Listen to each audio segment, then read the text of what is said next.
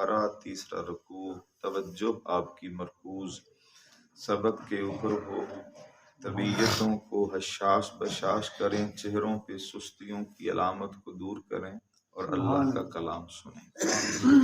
اللہ فرما رہا ہے ان اللہ، بے شک اللہ، لا یستحی، نہیں حیا فرماتا، ان من یہ کہ یضرب، وہ بیان کرے، مثلا کوئی مثال، مثال کا معنی کہاوت بھی ہو سکتا ہے، ما بعودتن، اللہ مثال دے مچھر کی، فما فوقہا، یا وہ اس سے بھی اوپر درجے کی کسی بھی اپنی مخلوق کی مثال دے، فَأَمَّا الَّذِينَ، بس وہ لوگ، آمنوا، جو ایمان لائے، فَيَعْلَمُونَ، بس انہوں نے جان لیا، أَنَّهُ الْحَقُّ، یہ حق ہے، مِن ربہم، ان کے رب کی طرف سے۔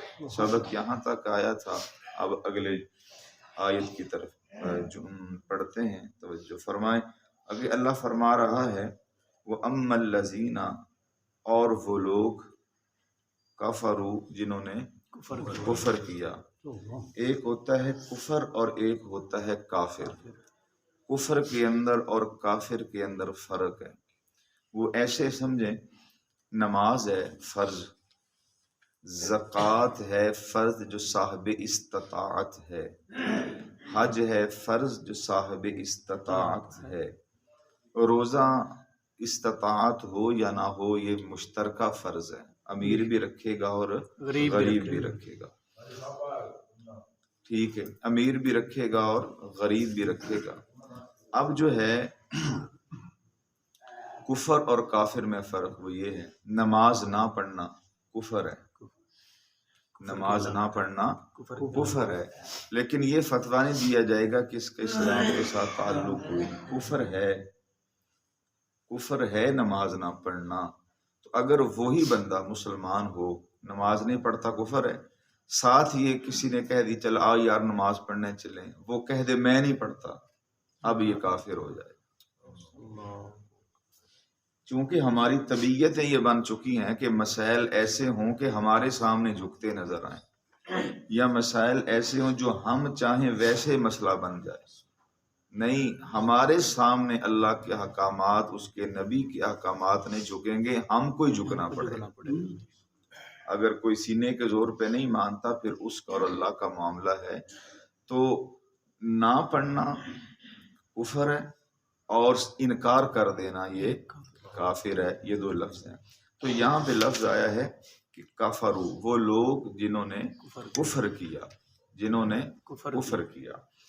اب آگے فرمایا اللہ نے کفر کیا تھا، فَيَقُولُونَ، بس وہ کہتے تھے، ماذا اراد اللہ، یہ کیا ارادہ کیا اللہ نے، ماذا اراد اللہ، یہ کیا اللہ نے ارادہ کیا، بہذا مسئلہ، کہ وہ مچھروں کی مثالیں دیتا ہے۔ تو جب کافروں نے اس بات کو اٹھایا کہ تمہارا اللہ وہ ہے کہ جو مچھروں کی مثالیں دیتا ہے، اور پھر وہ کچے ایمان والے جو منافقین تھے، جو ان سے بھی بڑے کالے سیاہ دل والے تھے، ان کو ساتھ جوڑا۔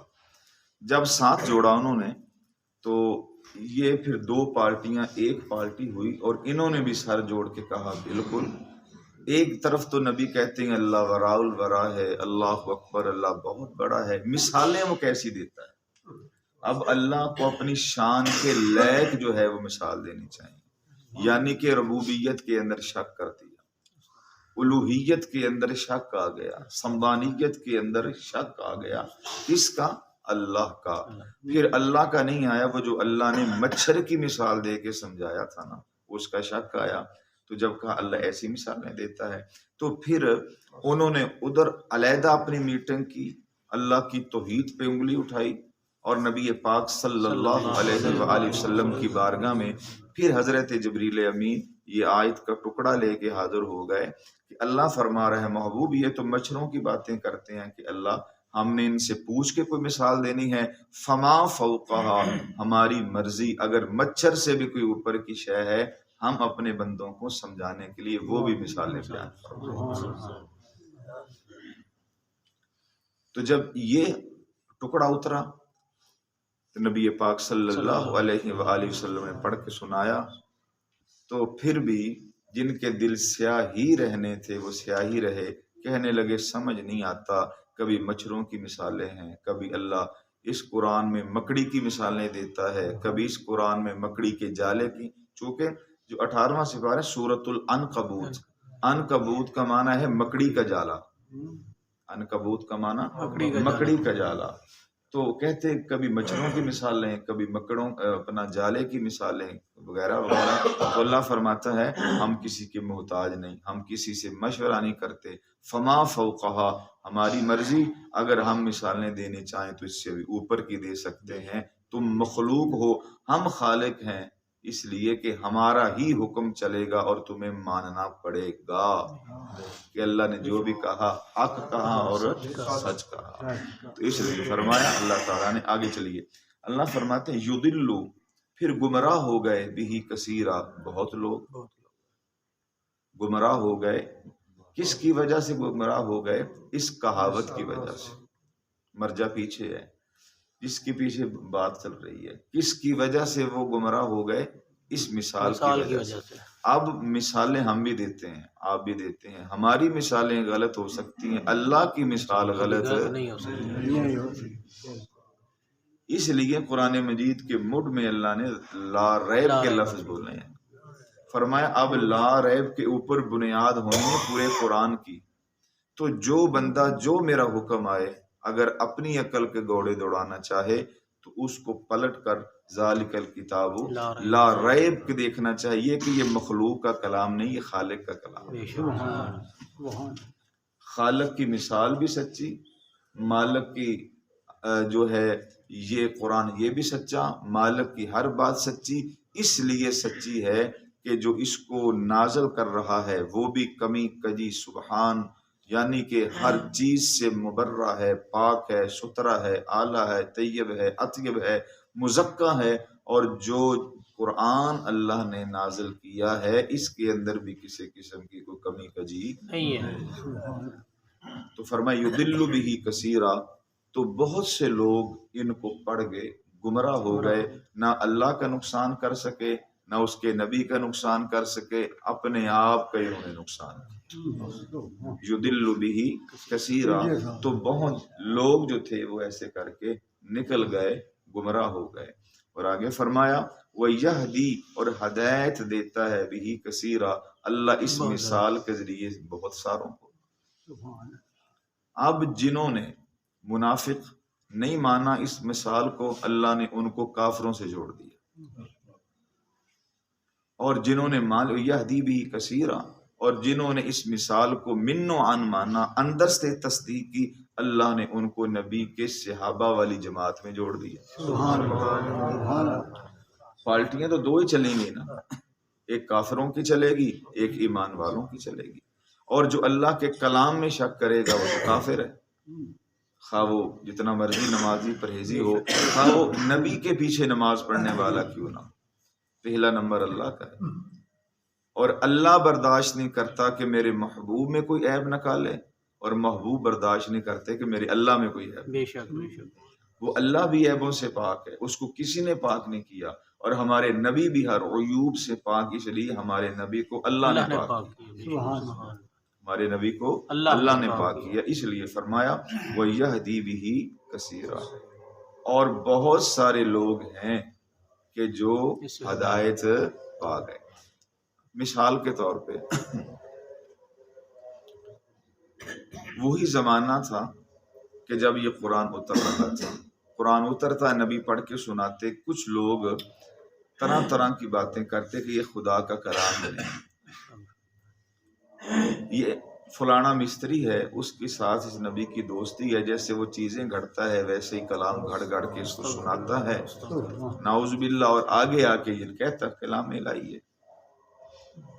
وہ لوگ بھی اس معاشرے میں تھے، اور ایسے لوگ بھی اسی معاشرے میں تھے جب میرے اور آپ کے نبی نے عرشوں کی سیر کی نا، کوئی دیکھنے والا نہیں تھا، کسی کو کانوں کان خبر نہیں ہوئی، ہر چیز سو رہی تھی، فرشتوں کی مقدس جماعت نے حضور کو لیا لیلن، لیل نہیں کہا، لیل کا معنی ہوتا ہے پوری رات، اور لیلن کا معنی ہوتا ہے مختصر حصہ۔ حضور کو تھوڑی سی رات میں اللہ نے ہر چیز کی سیر کروائی۔ جب واپس مڑ کے آئے نا تو حضور نے آ کے بتایا کہ میں وہاں پہ گیا پھر واپس آیا۔ اب یہدی بھی کثیرہ، بہت سے ہدایت پا جائیں گے، یدل بھی کثیرہ، چونکہ اللہ کی بولی ہی، نبی کی بولی ہی اصل میں رب کی بولی ہے۔ ان ہوا الا وحی یوحا، نبی اپنی مرضی سے تو بولتا ہی نہیں ہے، وہ جو نبی کے زبان سے گفتگو نکل رہی ہوتی ہے وہ اللہ کی طرف سے ہوتی ہے۔ نبی مڑ کے آئے، اب کافر بھی تھے اور حضور کے صحابہ بھی تھے، سرکار نے آ کے بتایا میں گیا تھا واپس مڑ کے آیا۔ اب جو ابو جہل تھا اس نے اپنے علیحدہ میٹنگ، اس نے کہا کہ اپنا سمجھ میں نہیں آتی، یہ کہتا ہے میں ایسے ہوا ویسے ہوا، میں مسجد اقصی میں نماز پڑھائی، 1.25 نبیوں سے ملا، پھر میں عرشوں پہ گیا، جنت دوزخ دیکھی، پھر میں نے اللہ سے ملاقات کی، پھر میں واپس پلٹ کے آیا، کہتا کیا لیلن، تھوڑے سے یہ ہو سکتا ہے؟ صاحب نے کہا نہیں ہو سکتا۔ اب یہدی بھی کثیرہ دیکھیے، اب انہوں نے کہا اچھا نہیں نہ ہو سکتا، موقع بڑا اچھا ہے، جو اس کا اصل بیلی ہے نا سجن، جو اس پہ تن من دھن قربان کرتا ہے، اس کا جو ہے اپنا ووٹ جو ہے وہ ان سے دور کرو، نکالو۔ کون ہے؟ انہوں نے کہا ابو قحافہ کا بیٹا ابو بکر صدیق۔ یہ ہر مجلس میں ان کی عزتوں کے قصیدے پڑھتا ہے، مار انہوں نے کھا لی ہے، ہم نے بڑا جتن لگا لی ہے، چھوڑتا نہیں ہے، بندہ بڑے کام کا ہے، پرے کا بندہ ہے، بنو تمیم کا اس کے ساتھ اس کا تعلق ہے، اور مالدار بندہ ہے، تاجر بندہ ہے، کسی طریقے سے توڑو۔ اب اس سے زیادہ اور کوئی موقع ہمیں نفیس نہیں ملے گا، ہم سوال کریں گے آگے سے وہ کہہ دے گا یہ تو ہو ہی نہیں سکتا، اتنے سے لیلن، تھوڑے سے ہو گیا، وہ کیسے ہو سکتا ہے؟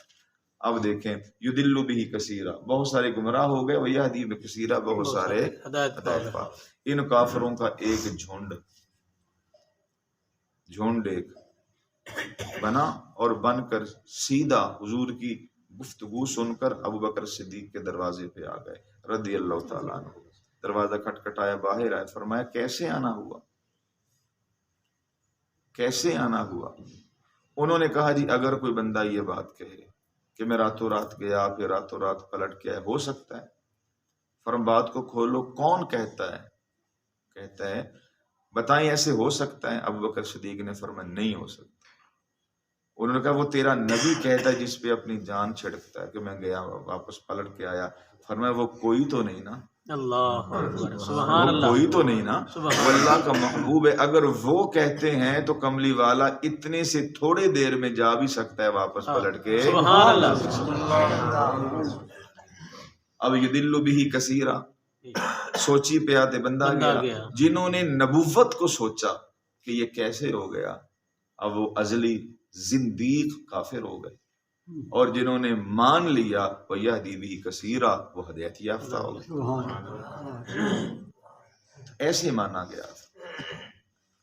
آگے فرمایا اللہ نے کہ بہت سارے اس سے ہدایت پا گئے، تو یہ ہدایت پائی جنہوں نے حضور کی بات مان لی۔ اچھا اگلی وجہ دی بھی کثیرہ، حضرت ابوبکر صدیق رضی اللہ تعالیٰ عنہ بیان کرتے ہیں کہ ایک حضور کے صحابی تھے، ان کا نام تھا رتن ہندی۔ کیا نام تھا؟ رتن ہندی۔ بڑی بات سننے والی ہے۔ نبی پاک صلی اللہ علیہ وآلہ وسلم کی وہ زندگی مبارکہ کے جو اماں حلیمہ کے گھر میں حضور کی گزری، سبحان اللہ، بعضوں نے 2 سال لکھا، بعضوں نے 4 سال لکھا، تاریخی روایت ہے، مستند نہیں کہہ سکتے۔ ایک دن بھی اگر حضور رہیں تو ہیں نا جی وہاں پہ حضرت حلیمہ کے بیٹے کا نام تھا عبداللہ، حضرت حلیمہ کی بیٹی کا نام تھا شیمہ، حضرت حلیمہ کے شوہر کا نام تھا حارث، اور اپنا نام تھا ان کا حلیمہ۔ بنو سعد قبیلے سے ان کا تعلق۔ حضور وہاں پہ گئے، بہت قصہ آپ ولادت میں سنتے رہتے ہیں لیکن یہ نہیں بات۔ حضرت نبی پاک صلی اللہ علیہ وآلہ وسلم ایک دن بکریوں کے ساتھ نکلے تو آگے آ گیا کھالا، ادھر بکریاں تھیں، آگے کھالا تھا، اور یہ رتن ہندی کہنے لگا میں بھر جوانی میں تھا، دیکھتے دیکھتے نا بکریوں نے چھلانگیں لگائیں، کھالا پار کر لیا۔ جو عبداللہ تھے یہ کھڑے ہیں اور وہ کہتا میں نہیں جانتا ایک سورج اور چاند سے بھی زیادہ خوبصورت چہرے والا بچہ کھڑا ہے۔ سبحان اللہ، ماشاء اللہ، سبحان رتن اللہ۔ ہندی کہنے لگا میرا دل کھچا گیا، میں اس کے قریب گیا، میں نے جا کے کہا جناب آپ نے کھالا پار کرنا ہے؟ تو انہوں نے کہا ہاں میں نے کھالا پار کرنا ہے۔ اب جو عرشوں کو پار کر گیا کھالا کیا ہے؟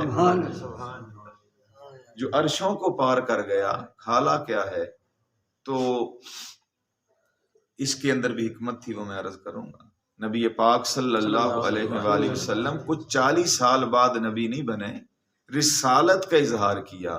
نبی تب بھی تھے جب حضرت آدم کا نام و نشان بھی نہیں تھا۔ کنتم نبیا و آدم بین الطین والماء، آدم علیہ السلام مٹی اور پانی کے درمیان میں تھے۔ حضور نے فرمایا اس وقت بھی اللہ نے نبوت کا تاج تمہارے نبی کے سر پہ رکھ دیا۔ سبحان اللہ۔ پھر اظہار بعد میں آگے ہوا، نبی پہلے ہی تھی۔ اچھا جی، پھر رتن ہندی کہنے لگا میں نے ان کو اٹھایا، جب اٹھا کے سینے کے قریب گیا تو ایسے لگا کہ جس طرح ٹھنڈی ہوائیں میرے سینے میں چل گئی، طبیعت حشاش بشاش ہو گئی، چمک پیدا ہو گئی میرے اندر۔ کہنے لگے مجھے تو پتہ ہی نہیں تھا کون ہے، میں نے اٹھایا یہاں سے لگایا اور کہنے لگے کہ میں نے پار کروایا، میں چلا گیا۔ لو جی فرماتے ہیں پھر وقت گزرا، 38 یا 40 سال گزرے، میں تاجر تھا، کاروبار کرتا تھا، دیکھتے ہی دیکھتے شور پڑ گیا۔ اچھا پھر جب پار کروایا تھا نا کھالا، تو نبی پاک صلی اللہ علیہ وآلہ وسلم نے دعا مانگی تھی، یا اللہ رتن ہندی یہ جو ہے اس کے عمر میں برکتیں عطا فرما۔ سبحان اللہ۔ اور وہ کہنے لگا حضور نے 7 بار میرے لیے دعا کی تھی۔ سبحان اللہ۔ کتنی بار؟ 7 بار۔ اجابت کا صحرا، عنایت عنایت کا جوڑا، دلہن بن کے نکلی دعائے محمد، اجابت نے جھک کر گلے سے لگایا بڑی ناز سے جب دعائے محمد صلی اللہ علیہ وآلہ وسلم۔ تو کہنے لگا کہ 38-40 سال کے بعد عرب کی دھرتی پہ زلزلہ نہیں آ گیا کہ ایک عبداللہ کا یتیم بیٹا ہے، ابو طالب کا وہ بھتیجا ہے، عبد المطلب کا وہ پوتا ہے، اس نے زمین پہ کھڑے ہو کے نا، کس پہ؟ زمین پہ کھڑے ہو کے 9 کروڑ 80 لاکھ مربع میل زمین سے جہاں پہ سورج چمکتا ہے وہاں پہ انگلی کا اشارہ کیا ہے تو سورج ایک صفحہ، چاند صفحہ پہاڑی کے ادھر ٹکڑا گرا دیا اور ایک ادھر گرا دیا۔ رتن ہندی کہنے لگا یہ میرے کانوں کے اندر بھی خبر پڑی، میں نے کام کاج چھوڑا، بھاگتا ہوا میں پوچھتا پچھاتا حضرت عبد المطلب کی حویلی میں آیا۔ چونکہ حضور مکہ میں پیدا ہوئے، اظہار بھی مکہ میں کیا رسالت کا، پھر رہی بھی زیادہ دیر مکہ میں۔ حضرت ابو طالب کے وصال کے بعد 52 سال کی عمر میں حضور نے مکہ چھوڑا تھا۔ کتنے سال کی عمر میں؟ 52 سال کی عمر میں حضور نے مکہ المکرمہ، اللہ نے پھر آرڈر دیا تھا چلے جائیں، اور مکہ چھوڑنے کا مشورہ حضرت ابو طالب نے 3 سال پہلے دے دیا تھا کہ جی میں جب دنیا سے چلا جاؤں نا ادھر نہ رہیے گا، یہ آپ کے جان کے دشمن ہے، اور میں تو آپ کا سپاہی تھا، محافظ تھا، میں نے تو اپنے 4 پتروں کو آپ کے بستر کے اوپر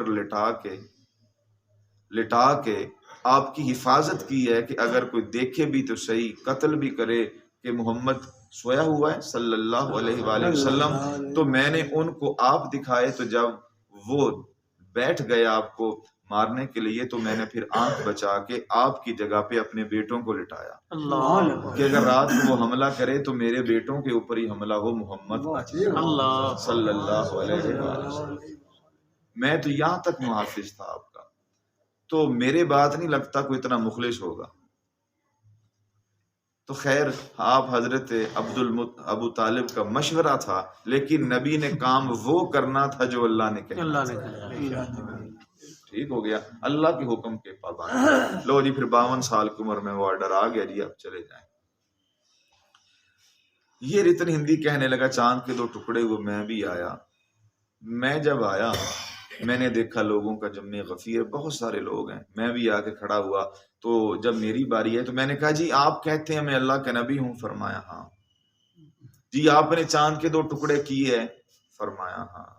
کہنے لگا رتن ہندی میں نے تو نہیں دیکھا کہ آپ نے چاند کے 2 ٹکڑے کیے، مجھے بھی کوئی معجزہ دکھائیں اپنا، میں دیکھ کر کلمہ پڑھوں گا۔ اللہ سرکار مسکرائے، فرمایا جب تو نے مجھے اٹھا کے کھالا پار کروایا تھا تو میں نے تیری عمر کے لیے 7 دفعہ دعا نہیں مانگی تھی؟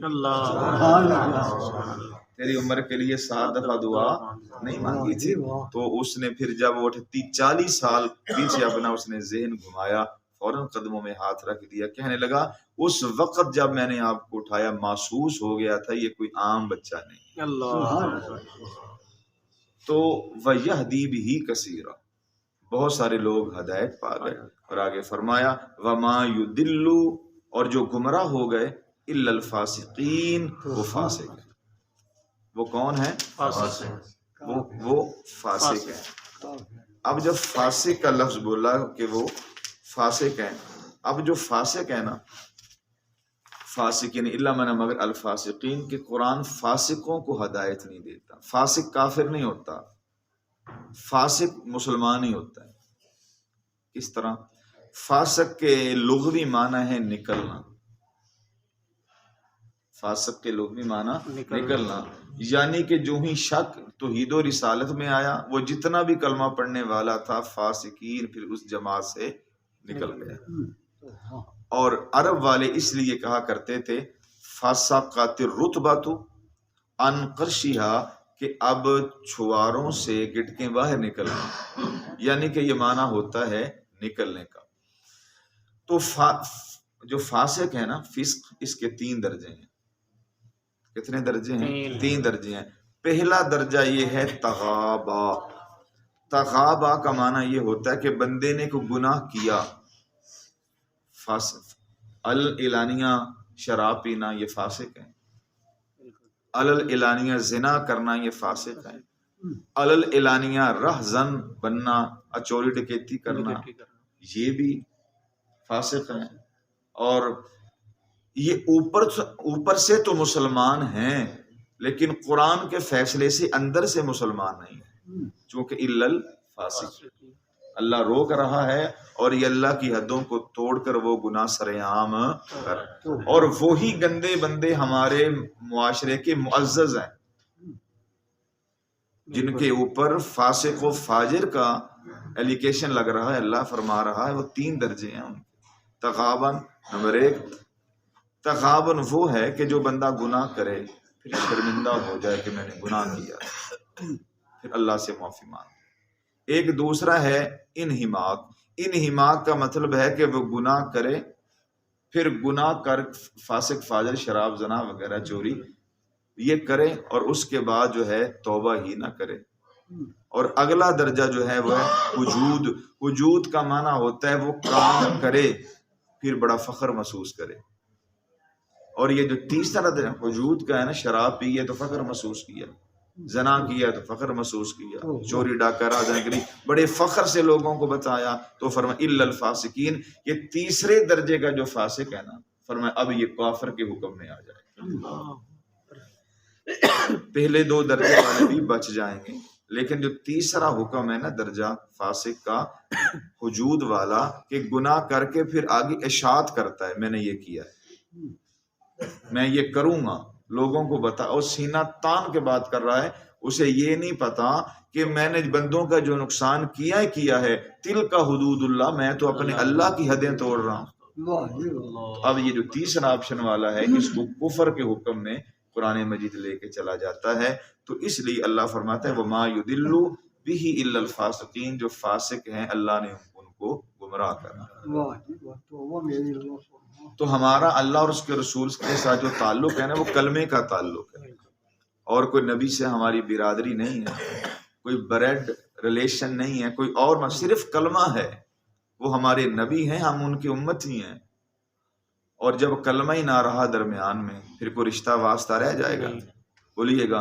اس لیے نبی پاک صلی اللہ علیہ وآلہ وسلم کی واضح حدیث ہے، حضور فرمائے جب کوئی چور چوری کرنے کے لیے گیا، ارادے سے نکلا چوری کرنے کے لیے، پھر وہ سن لگا کر بیٹھ گیا، جو ہی سن لگا کر بیٹھا اللہ نے اس کے دل سے ایمان کا نور اٹھا لیا۔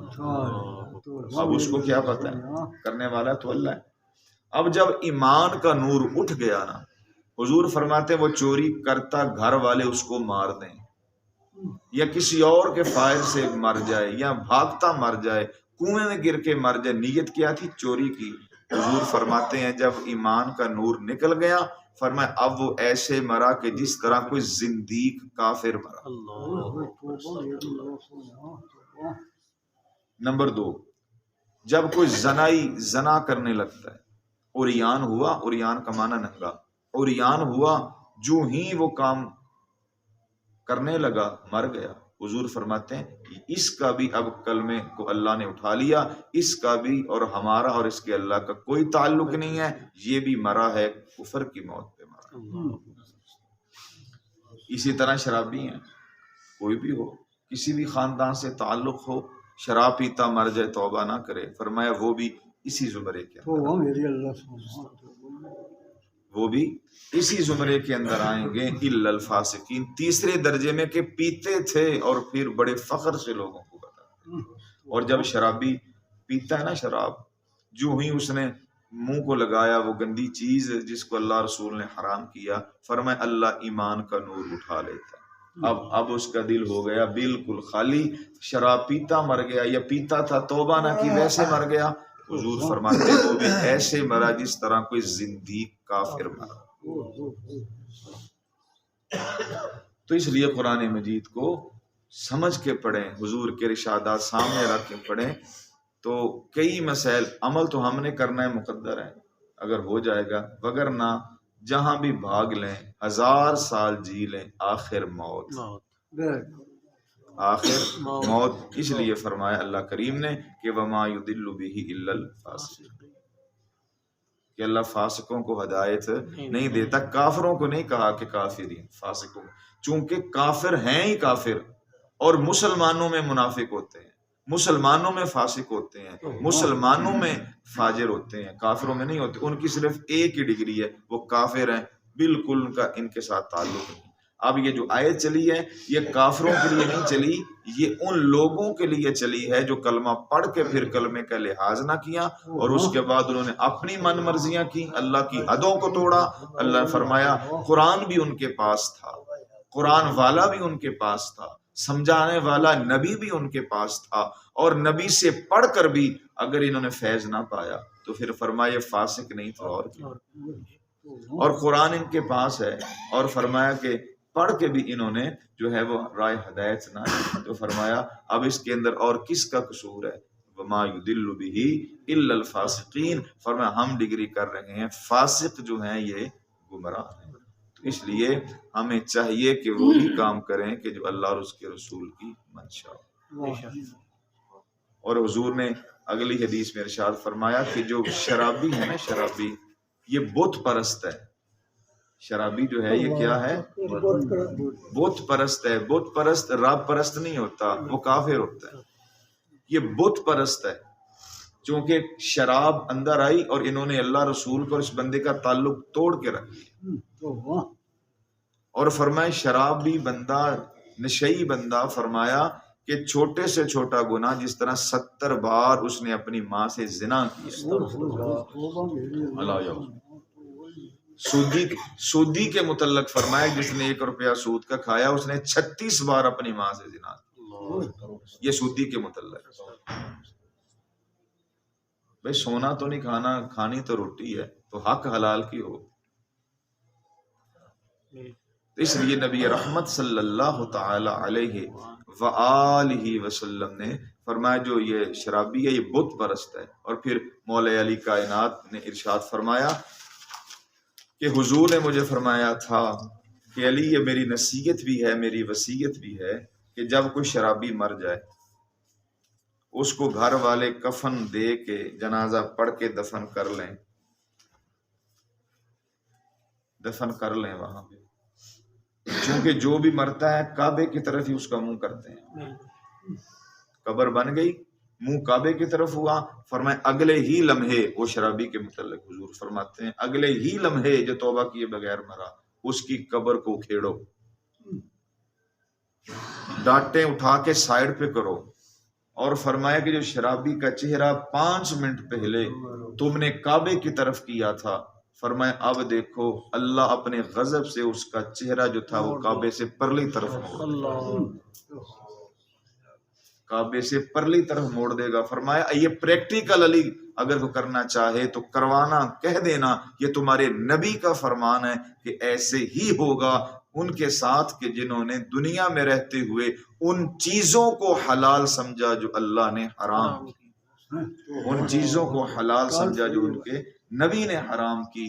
تو اس لیے یہ لوگ بھی زنائی، شرابی، ڈاکو، چور، یار، رساگیر، یہ جتنے لوگ ہیں یہ سارے کے سارے وجود یعنی وما یضل بہ الا الفاسقین، یہ فسق کے درجے میں آئے۔ اور تیسرا فاسق کا درجہ وہ ہے کہ بندے کو پتہ ہی نہیں چلتا کہ اٹھا کے اس کو کفر کی طرف ڈال۔ اللہ کی بارگاہ میں دعا ہے کہ اللہ تعالی ہمیں اچھی ستھری اعلیٰ زندگی گزارنے کی توفیق دے۔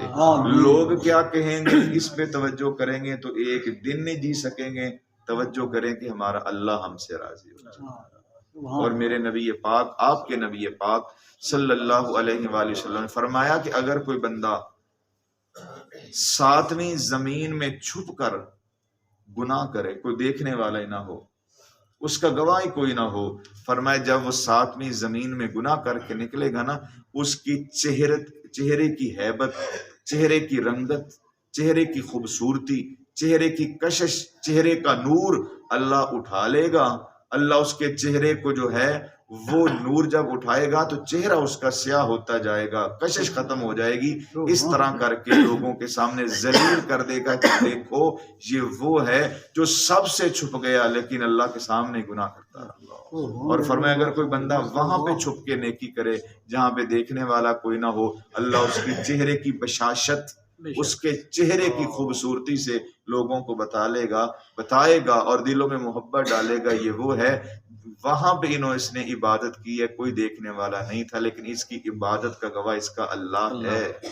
تو معلوم یہ ہوا کہ اللہ کسی کی نیکی رائے گا نہیں کرتا، بدی کرے گا وہ بھی، نیکی کرے گا۔ فَمَن يَعْمَلْ مِثْقَالَ ذَرَّةٍ شَرًّا يَرَهُ وَمَن يَعْمَلْ مِثْقَالَ ذَرَّةٍ خَيْرًا يَرَهُ۔ وہاں پہ اچھا، وہاں پہ برا، مسکال رتیاں جو ہیں وہ اللہ سامنے کر کے رکھ دے گا، پھر کوئی انکار ہی نہیں کر سکے گا۔ اللہ ہمیں عمل کی توفیق عطا فرمائے۔ اللہم صلی علی